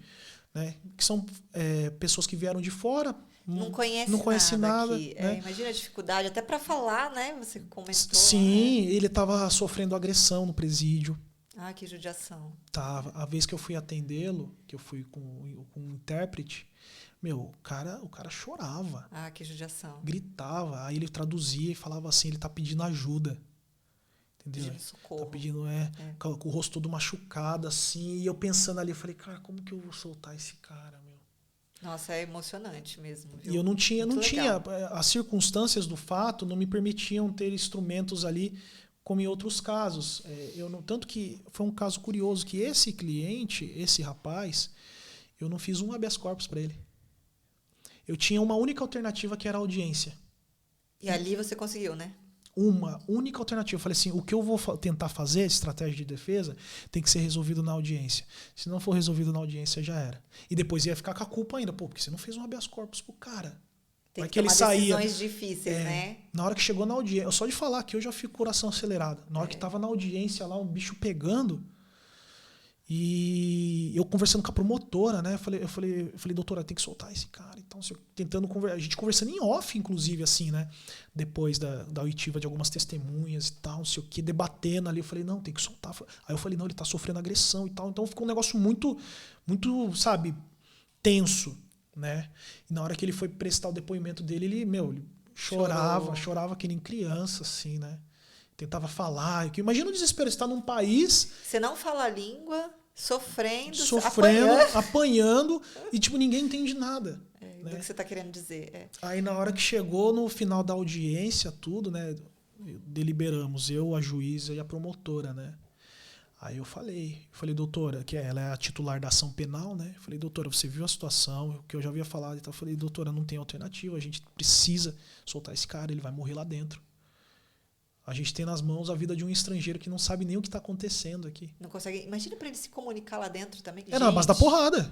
Uma hora é que nem você educar como educava, sei lá, fazer testes em animais, na base da pancada, assim, você vai fazer tal coisa, ele tem que tomar um choque, porque não aí ele sabe. vai entender que a direção é aquela. Então tava assim, ele não falava, ele só sabia falar bom dia, obrigado. Mais nada. Que acho que aprendeu, inclusive, na prisão, né? Então, quando a gente deliberou na audiência, né, aí a promotora falou, não, doutor, realmente e tal, a gente vai ter que, né, tomar uma medida para soltar. E ainda tinha que aguardar o consentimento, né, a decisão da juíza, porque a juíza podia ir contra. Só que aí estava tão bem encaminhada a audiência, por mais tensa que estivesse, que a juíza falou, não, doutor, eu vou soltar, você já precisa ver com a família como que vai fazer para buscá-lo. Aí deu tudo certo. Aí no dia seguinte ele já estava em casa. E a felicidade dele? Ele me ligou. Ele estava em casa, ele me ligou por WhatsApp, né? E aí tava o tradutor também, que eles são do mesmo país, né? Nossa, felizão, assim. Que felizão. Bom, que eu só não postei isso aí porque tinha o rosto dele, muito tudo, pessoal, não queria comprometê-lo, né? E ele tá no Brasil ainda? Tá no Brasil ainda. Aí agora a gente está aguardando a sentença. Já apresentamos o MP já apresentou as alegações finais, eu apresentei também. Agora é só esperar. Eu acho que vai dar bom, vamos ver. Né? Tomara, boa sorte para ele. Ele vai dar certo. E você acha que assim, o que você esperava da carreira quando você estava na faculdade versus a realidade é muito diferente? Você acha que, poxa, tem muita coisa que na prática não é aquilo que eles falam na faculdade? Ou realmente minhas expectativas foram atendidas? Como que foi isso aí? Muito diferente. Muito diferente. A faculdade, ela infelizmente... Não te prepara, né? Nada, absolutamente nada. Eu posso falar com conhecimento de causa. Né? Nada. O que eles fazem é uma base teórica. Que, inclusive, às vezes no dia a dia você nem usa. Você nem usa. Tem coisas assim que você não usa no dia a dia. Né? E... Foi aprender na raça. Sim. Hoje, onde eu estou dentro da minha área de atuação, eu jamais imaginava. Jamais imaginava. As coisas que realmente acontecem. Sim. Né?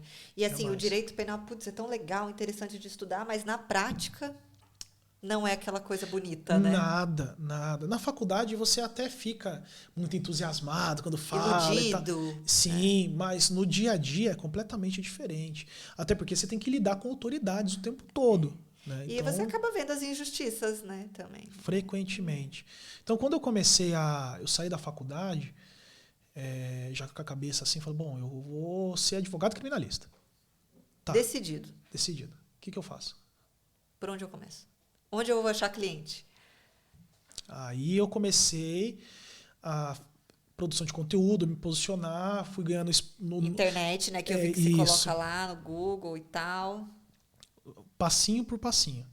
Né? Porque eu não tinha nenhum cliente. O primeiro cliente ele veio por indicação de uma conhecida na época que já me via produzindo conteúdo, então ela me via como um advogado criminalista. Aí, cagadas do dia a dia, já cobrei barato, já. Falei, putz, mal trabalhando. E o arrependimento. Super normal isso, né? Quem vai aí começar já se prepara que é normal. Você tá inseguro. E é isso que eu tento mostrar na minha mentoria lá. Falei, não é assim, não cobra barato, porque esse barato. Não tem o barato. Caro. Nossa, sai muito caro. Não vai nessa, tô começando, eu vou cobrar baratinho. Não, pior ainda, cobra caro, porque você vai ter muito trabalho, porque você tá começando. Eu tenho processo hoje que eu tiro de letra. O cara bate no escritório lá, que chama a mesa do meu escritório de balcão da desgraça, né? Bate lá no escritório, o familiar e tal, né? Tá preso por tráfico. Eu olho o processo, eu já sei. Você já tem até umas peças mais ou menos, já sabe que você vai colocar ali. Sim, caiu na mão de tal juiz, eu já sei como o juiz ali decide. Aí eu subo um habeas corpus, o cara tá preso, já cai em tal câmara criminal, já sei como que é. Falou, opa, vamos pra essa. Então já tá, o roteiro já tá pronto. Então é muito mais fácil para cobrar. Porque você sabe que dificilmente vai sair daquilo. Você sabe o quanto de trabalho você vai ter que pôr ali, né? Sim. Quando você não tem experiência nenhuma, você não tem experiência nenhuma. Então você vai simplesmente falar assim... Vou ter que aprender tudo. Vou pôr um dinheiro no bolso, que nos primeiros dias vai ser muito prazeroso, né? Porque o retorno é imediato. Sim. Só que, cara, às vezes você vai amargar um processo ali que vai, anos. Complexo. Aí a família começa a te cozinhar, entendeu? O preso começa a te cozinhar também, cobrando e tal. Quando você vê, você já nem lembra que você recebeu. Não, você tá lá. E o cliente, tudo é culpa do advogado, né? 99,9%. Que os outros 0,1% a gente coloca a culpa no juiz. Mas eu vejo isso em qualquer área, né? É o advogado. É o advogado. Por que esse advogado? Vou trocar de advogado. Ai, gente. Sim, é sempre assim. Se você tem um problema de acolhimento, a criminal, ou ela vai... ou você vai desistir de imediato, ou você se torna outra pessoa. Porque, cara, não tem. Não tem. Na maioria das vezes você não é querido, entendeu? Sim. Que nem eu até brinco com a minha namorada assim, que eu falo assim, um slogan, né? Eu sou advogado criminalista, né? Eu restituo liberdades. Ela fala assim, sou advogada trabalhista, né? Sou advogada do trabalhador. Cara, é mó bonito isso. Lindo, maravilhoso. Porra, imagina você colocando isso na internet, né? Defendo o direito dos trabalhadores. Nossa, a classe que mais sofre. Pra avó. Falou pra avó dela. Ela falou assim? Como assim? Falou que eu defendo o bandido e falou assim, eu defendo o trabalhador. Aí, assim, de certo modo, é o que a sociedade vê mesmo. Infelizmente. Eu vou colocar o quê? Qual que é o slogan? Advogado criminalista. Faz cagada aqui, ó. Você vê até pelo cinema, né? No cinema, o advogado de quem está sofrendo o processo penal sempre é o malvado. Sim. Então, porque ele tá defendendo o vilão, gente. Ele não tá defendendo o mocinho, né? Sim, eles fazem um estereótipo. Total novela. Sim, cara, é impressionante. É impressionante como a imagem do advogado... O advogado em si... Ele já é mal visto, Já né? é mal visto. Porque se precisou do advogado é porque coisa boa não teve problema. Infelizmente, a nossa sociedade ela tem uma imagem do advogado como alguém trambiqueiro. Alguém que dá golpe, alguém que só quer dinheiro. Enfim. Mas eu posso te falar que a gente também sofre esse preconceito com o serviço público. Só a gente que não quer fazer encostado, nada. Só encostado. O mama na teta do governo. Então, assim, vai ter os estereótipos, né? Infelizmente, a gente é manchado pelas pessoas que fazem aquilo. Mas o diferencial tá em a gente fazer e mostrar e pôr na rede social, igual você faz, que é bem legal. Sim. E mostrar que você tá empenhado e faz com carinho, com amor, dedicação, né? Sim. Aí os frutos, eles você Desenho, colhe. Você consegue colher os frutos. Então, quando eu comecei, eu não sabia nada. Eu tinha a parte teórica, eu me achava que tinha passado na UB, né? Tô sabendo. Tô sabendo. Só que assim... Só que não. Então... Luciano, então, meu filho foi preso aqui, tá na delegacia. E eles querem a resposta na hora, né? E aí? Falar, olha... E teve algum profissional que te ajudou? Algum colega de profissão que te ajudou? Ou não? Você foi sozinho mesmo? Infelizmente não. Infelizmente não. Eu tive oportunidades. Eu tive um professor que ele me deu a oportunidade de fazer a primeira sustentação oral e uma audiência. Eu já tinha feito audiência, né? Aí a minha sustentação oral foi lá no Tribunal de Justiça de São Paulo, que presencial. Legal. E a audiência era uma audiência que eu tomei um esporro do juiz. Ai, pra você ver. Nossa, eu saí até bambo, assim. O cara saiu absolvido e eu saí torto ainda. Porque tinha precluído uma pergunta, eu fiquei nervoso na hora, o cliente ficou me acelerando, eu fui fazer a pergunta. E na época era um juiz mais mão pesada aqui da comarca. Quem é da área sabe. Não preciso nem falar o nome. O cara, mão pesada. Aí, nossa, ele me esculachou. Esculachou. Consta em ata aí. O advogado desatento. Nossa, eu por dentro assim, ó. Querendo morrer. Então, assim, foram oportunidades que eu tive, mas eu não tive... Eu não posso dizer infelizmente.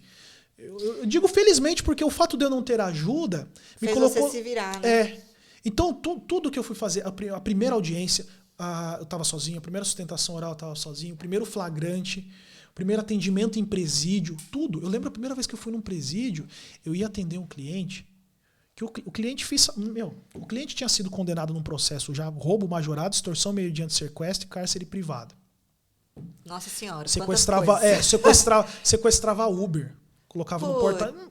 Meu Deus. Aí eu fui atender ele, porque ele estava com outro processo da mesma coisa comigo. Nossa. Ele tinha tomado uma condenação de 19 anos. Então eram 2 processos. A segunda, desceram a condenação dele para 11. Mas reduziram. É reincidente, né? Não era reincidente por causa da data dos fatos. Só foram fatos distintos. Mas as datas não permitiam, porque a reincidência ela só ocorre com o trânsito em julgado da primeira condenação. E né? o outro processo ainda estava rolando. Estava rolando. Por sorte, porque senão... Mas mesmo assim. Aí caiu na minha mão. Aí, na época, até tinha saído na mídia, mas eu não apareci nem nada. Só estavam falando desse sequestro e tal. E eu fui atender o cara. Foi o primeiro cara que eu fui atender no presídio. E como foi essa experiência? Tremia igual vara verde, né? Eu ficava com medo de chegar no presídio. E você alguma vez chegou a ter medo dos seus clientes? Não. Já tive problemas, né? Com cliente?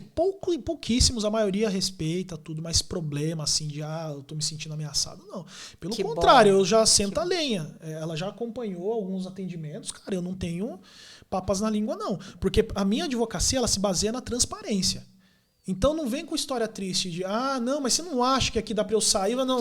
E não me acho. fala logo a verdade, né? Sim. Pra eu saber como eu vou te defender, Sim. né? Alguns clientes acham ruim, alguns clientes acham ruim porque eu sou muito transparente. Eu não fico assim, não, fica tranquilo que você vai sair, não. Você não pode prometer, pelo amor de Deus, né? Mas tem advogado que promete. Socorro. Muito. Não, gente. Muito. Olha, eu falo, vai começar a advogar na criminal, pula fora disso aí. Ninguém volta do cemitério. Isso é um fato. Uma das coisas que eu sempre falo, fique vivo na advocacia criminal. Fique vivo e não seja preso. Fique vivo. Por quê? Cara, não minta para cliente. Não prometa absolutamente nada. Pode ser o cliente que for. Não prometa nada. Prometa trabalho. Fala, cara, eu vou chinelar. Tem que fazer 10 habeas corpus, eu vou fazer os 10. Mas agora, não, fica tranquilo que em 15 dias você sai. Meu Deus. Né? E não seja preso. Porque para você ser confundido com o seu cliente, é isso aqui. Em grandes operações, é assim, ó. Os caras vão em cima do advogado. Quem é o advogado do fulano? Tá envolvido. Por exemplo, uma operação recente, que isso aí saiu no G1, caramba, aí, que dependeram o delegado aqui, né? Eu tava lá no meio do balaio, né? Aí eu tava com 2 clientes, né? Só que não eram da parte dos policiais. E essa operação, ela é uma operação do GAECO, né? E o GAECO pega pesado mesmo. Interceptações telefônicas quilométricas. Vai fundo. O que você acha que acontece quando eles veem que tem um advogado? Vai no advogado. Então, assim, você fica de conversinha com o cliente, vai não sei o quê, faz isso, faz aquilo. Pra você cair num grampo e tomar uma prisão temporária que vai ser convertida em preventiva, é assim. É um pulo, né? É assim, ó. Advogado que leva as coisas pro presídio. Tem vários. Tem vários. Tem os que são pegos e os que não são pegos. É só isso que define. A diferença, né? Uma boa parte leva, insiste em levar. Mas sabe por quê? Porque já começou uma relação prejudicada com o cliente. Quando o cliente já vem até mim, e você fala, olha, é assim, eu assado, trabalho assim, você vai querer, né? Acabou.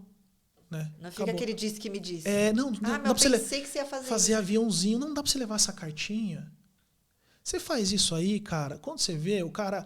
tudo bem, às vezes a cartinha de amor... Sabe Deus o que tá nessa cartinha, né? Você tá lascado. Você tá lascado, entendeu? Quando não se envolve tão a fundo com o cliente, que não consegue mais sair, o cliente fala o quê? Cara, eu preciso que você leve alguma coisa lá pro presídio. Aí você vai falar, não, você deixou chegar naquela situação. Então não pode. O cliente ele tem que saber que o seu papel é profissional. Você não é carteiro, você não é nada. Além de advogado. Né? Sempre. E assim, ser claro, né? Olha, não vou fazer tal coisa, já deixa, né? Eu trabalho assim. Eu trabalho Exato. assim. Pontua, é melhor do que, né? Exato. Para você não ter problema. Porque senão você vai ter problema sim. Com o cliente que vai querer que você seja uma extensão dele, realmente. Como a sociedade já pinta. Né? Se você se coloca numa posição de subserviente ali, acabou. O advogado, o seu cliente tem que te ver como advogado apenas, parte técnica. Né? Você vai fazer o que for necessário para buscar aquele resultado. Os direitos dele. Então, nada de fazer esse tipo de coisa. Entendeu? Mas é legal, acho que é uma coisa que bastante gente tem dúvida, assim, né? Se, poxa, você fica intimidado, já se sentiu intimidado alguma vez ou não, né? Legal já teve uma vez. Teve uma vez, né? Eu fui atender um rapaz num presídio aqui perto e o cara, ele tinha sido condenado por homicídio, ele tinha 2 latrocínios e tinha uma associação criminosa e estava sendo acusado de um outro homicídio. Mas nenhum estava transitado. Não, o último não. Os outros Os já. outros tá. Aí a mulher dele entrou em contato comigo e tal, né? E falou, olha, eu preciso que você vá atender o fulano e tal. E fui. Chegou lá, cara, o cara queria que eu prometesse que eu ia absolver ele no júri. Meu Deus. Não, doutor, a balística dessa aqui é igual a essa aqui, porque se eu fui absolvido naquele outro BO, dá pra usar o mesmo aqui e tal. Eu falei, cara, desculpa, mas você tá esperando eu falar que eu vou conseguir? Eu não vou. Fato diferente, promotor diferente, juiz diferente, jurados diferentes. Não posso prometer, Mas não tem cabimento. E eu aí, tive que quando ser... você falou isso? Então, você via claramente que ele queria escutar da sua boca que você ia dar um jeito. É porque depois ele pode cobrar, né? E eu tive que ser firme e falar, eu não vou prometer o que você quer que eu prometa. Eu prometo trabalho, eu prometo empenho, você pode ter certeza. Se a gente fechar o contrato, eu vou trabalhar pra caramba, mas não espere que eu vá falar pra você, fica tranquilo que eu vou te absolver, porque não é do meu feitio. Se você quiser buscar um outro profissional que fale isso, é um direito seu. Eu não vou falar. E não falei. E o cara não fechou.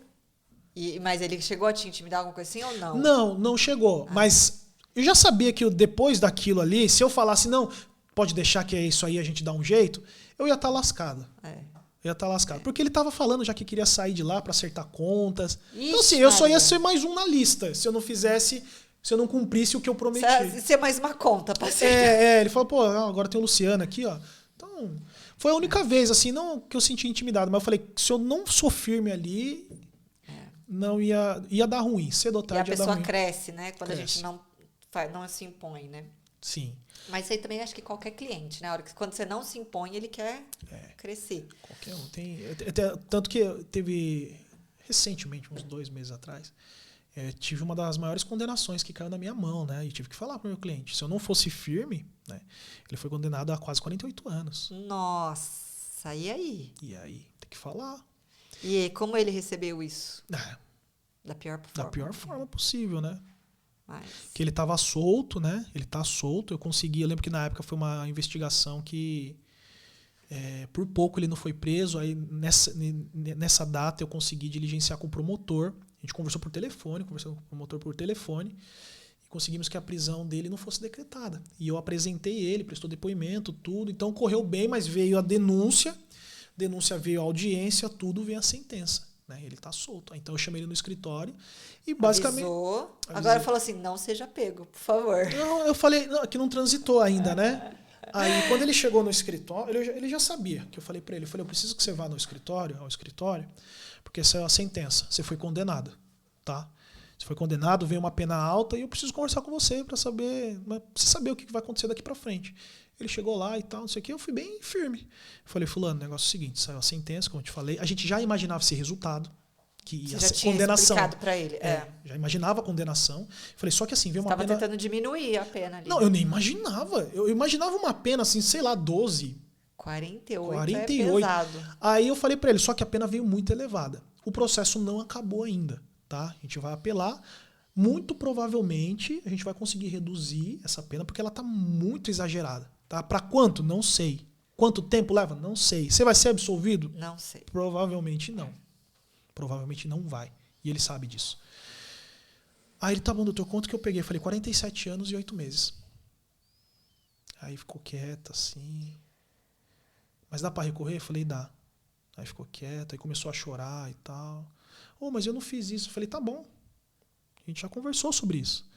Agora é não discutir. Não muda mais. Agora o que dá pra gente discutir... É tentar reduzir isso aí. Vou tentar a absolvição ainda, mas assim, não vai. A chance é mínima. Aí é difícil, porque eu falei para ele assim, olha, você tem as suas opções. Quando terminar esse processo, que vai demorar um pouco ainda, se você quiser se entregar, é um direito seu. Se você não quiser se entregar, é um direito seu também.